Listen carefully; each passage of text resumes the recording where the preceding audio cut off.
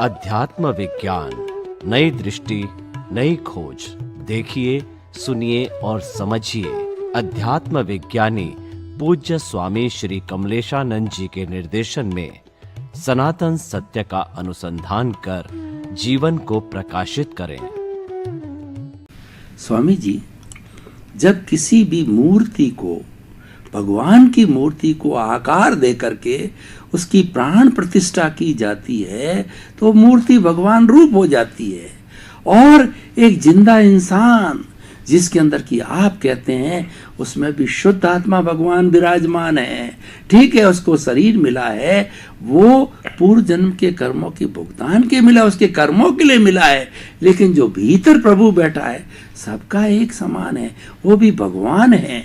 तो ये दोनों भगवान हैं। तो हम किसी का अनादर नहीं करना चाहते हैं, लेकिन दोनों भगवान को किस दृष्टि से देखें, किस दृष्टि से पूजें, ये थोड़ा आप स्पष्टीकरण कीजिए। प्रश्न के लिए धन्यवाद। सबसे बड़ी बात यह है हमारे सबके लिए कि धर्म के अंदर तो फॉर्मेट चाहिए, और फॉर्मेट का मतलब होता है एक सिंबल चाहिए कि जिसका हम भगवान के रूप में स्वीकार कर सकेंगे, और वो सिंबल भी हिस्टोरिकल होना चाहिए ताकि हम इसको माने। तो धर्मों के अंदर जो भगवान की जो परिभाषा बताई है उसके मुताबिक तो भगवान राम, कृष्ण, महावीर, शिव, स्वामीनारायण, ऐसे बहुत सारे भगवान भारतवर्ष के अंदर पैदा हुए हैं, हो चुके हैं। लोग क्राइस्ट को भी गॉड मानते हैं, कई लोग सन ऑफ गॉड मानते हैं, पैगंबर को भी सन ऑफ गॉड मानते हैं, सन ऑफ मैसेंजर मानते हैं। बात एक ही है। तो हर धर्म में अलग अलग प्रकार के भगवान का रूप बताया है, क्वालिटी बताई है। ये बताया क्यों है? क्योंकि लोग उसको भगवान मान के अपने आप में एक प्रकार की सिक्योरिटी प्राप्त करें, एक प्रकार की शक्ति प्राप्त करें, एक प्रकार का विश्वास प्राप्त करें, और एक प्रकार का उनके जीवन का आचरण प्राप्त कर सके, उनकी कृपा प्राप्त कर सके। इसी माहौल से, यही रिलेटिव सत्य से, यही श्रद्धा से लोग अलग अलग प्रकार के भगवान अपनी मान्यताओं के मुताबिक मानते हैं।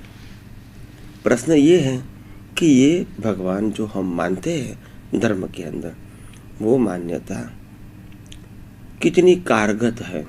सही गलत तो बाद में आएगा, कारगर कितनी है? क्योंकि धर्म के अंदर अगर भगवान को नहीं बिठाया तो फिर लोग किसको मानेंगे, किसकी सुनेंगे, किसको फॉलो करेंगे, किसके पास से ब्लेसिंग लेंगे और किसके पास अपनी भावना को व्यक्त करेंगे अगर भगवान नहीं होते हैं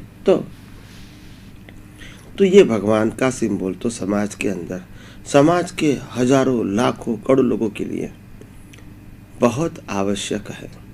उसमें मैं मना नहीं करूँगा, मगर मैं ये कहना चाहता हूँ कि अगर हमको यही दृष्टि से ऊपर जाना है और कुछ सनातन सत्य समझना है, शाश्वत सत्य समझना है, और वास्तव में भगवान की परिभाषा समझना है, तो मैं आगे की बात करता हूँ कि मंदिरों में जो भगवान है इसकी स्थापना, इसको हम बनाते हैं, स्थापना भी हम करते हैं, मानते भी हम हैं, पूजा भी हम करते हैं। आप समझे ना? और सभी व्यक्तियों का, सभी धर्मों का भगवान अलग अलग होता है। तो क्या वास्तव में सिद्धांत के रूप में, तत्व के रूप में क्या सही परिभाषा है ये भगवान की? तब आध्यात्म विज्ञान कहते हैं नहीं, भगवान की ये सही परिभाषा नहीं है, मगर ये रिलेटिव सत्य है, आम लोगों के लिए हेल्पफुल है। मगर वास्तव में भगवान की परिभाषा समझने के लिए मैं 4 प्रकार के प्रश्न और इसका उत्तर देता हूँ। इसके बाद आपको मालूम हो जाएगा कि वास्तव में भगवान किसको कहा जाता है, या तो कौन है। तो सबसे पहला प्रश्न है, भगवान नामी होते हैं या अनामी? जो नामी होता है इसका नाश होता है, यानी भगवान नामी नहीं होते हैं। रियल गॉड इज अनामी, नेमलेस होते हैं।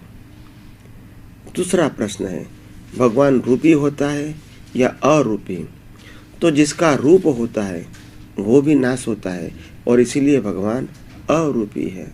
पहला भगवान अनामी है, दूसरा भगवान अरूपी है। तीसरा भगवान कैसा है? जन्म मरण वाले हैं या अजन्म अमर है? तो जन्म मरण जो होता है वो तो भगवान नहीं हो सकते, मगर वो जन्म मरण से पर है, वही भगवान हो सकते हैं। और चौथा और अंतिम प्रश्न, भगवान विनाशी होते हैं या अविनाशी? अगर भगवान को विनाशी कहेंगे तो हम सब भगवान ही तो है, जन्म लेते जीते और मरते हैं, मगर नहीं, भगवान विनाशी नहीं अविनाशी होते हैं। तो भगवान अनामी है, अरूपी है, जन्म मरण से पार है और शाश्वत होते हैं, अजन्मा है। हाँ, शाश्वत होते हैं। तो कहने का मतलब ये, तो अभी ये चार जो उत्तर की जो परिभाषा है, वो परिभाषा के मुताबिक हम भगवान किसको कहेंगे और किसको मानेंगे?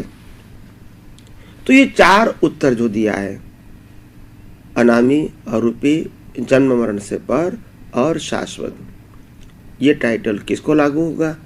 सिर्फ शुद्ध आत्मा को, क्योंकि आत्मा का नाम नहीं है, आत्मा का रूप नहीं है, आत्मा का जन्म मरण नहीं है और आत्मा परमानेंट है। तो God, really speaking, the definition of God is your pure soul. Definition of God is your pure soul. जो आपका शुद्ध आत्मा है वही भगवान है, और वो आत्मा सबके अंदर एक ही है, अलग अलग नहीं है। मगर क्योंकि आम लोग इस बात को नहीं देख सकते हैं, नहीं समझ सकते हैं, नहीं अनुभव कर सकते हैं, इसीलिए जो दिखता है, जो समझ में आता है, इसको ही भगवान मानने की परंपरा हमारी रही है। तो वास्तव में इस दुनिया का सनातन सत्य समझना है तो God is your real self, body is your relative self, and inside body the soul is your real self. तो जो आत्मा है वो ही परमात्मा है। तो वास्तव में आत्मा को ही भगवान मानना ये सनातन सत्य है। अज्ञानता के वश, लौकिक व्यवहार के वश, कुल धर्म के वश हम किसी व्यक्ति को भगवान मानते हैं, पूजा पाठ करते हैं, कोई बात नहीं, पूजा पाठ करते रहो, मगर दृष्टि में सही ज्ञान होना चाहिए कि God is a pure soul, it is without body. तो ये बात जैसे जैसे समझेंगे लोगों को मालूम हो जाएगा कि भगवान कौन है। और इसीलिए मैंने बहुत सारे प्रवचन में कहा है कि वास्तव में by real speaking Ram, Krishna और महावीर वो भगवान नहीं थे, मगर उसके अंदर भगवान थे जो आत्मस्वरूप था। राम का भी अंत हो गया, मगर मोक्ष में गए राम। कौन मोक्ष में गए? राम बॉडी को तो यहाँ जला दिया, आत्मा मोक्ष में गया। कृष्ण भगवान थे, कृष्ण का भी एंड हुआ, उनकी बॉडी को भी जला दिया, आत्मा का मोक्ष होता है। महावीर भगवान थे? नहीं, महावीर को तो जला दिया गया, मगर उसका आत्मा मोक्ष में गए। तो कहने का मतलब ये है, आत्मा ही परमात्मा है और आत्मा ही सर्वशक्तिमान है, आत्मा ही अनामी है, अरूपी है, जन्म मरण से पर है और शाश्वत है। तो आइए हम सब व्यवहार दृष्टि से ऊपर उठ के अपनी दृष्टि में सनातन सत्य को स्वीकारें, समझें और अनुभव करने की कोशिश करें, और हमारी दृष्टि में से, आंतरिक दृष्टि में से धर्म और भगवान के भेद निकाल के अभेद दृष्टि प्राप्त करके सर्वधर्म संभाव करके हम अपने जीवन को निर्मल बनाए, शुद्ध बनाए और पवित्र बनाए। स्वामी जी बहुत बहुत धन्यवाद।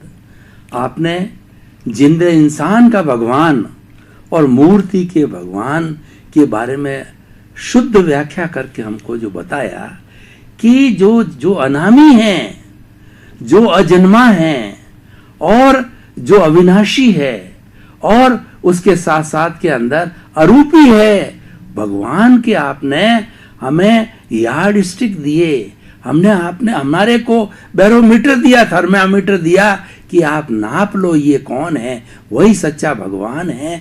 वो सच्चा भगवान शुद्ध आत्मा है। इसीलिए शुद्ध आत्मा भगवान का आत्मविज्ञान जानने के लिए अपनी दृष्टि को खुला करो, अपने दर्शन को खुला करो और अध्यात्म विज्ञान को आप अपनाइए।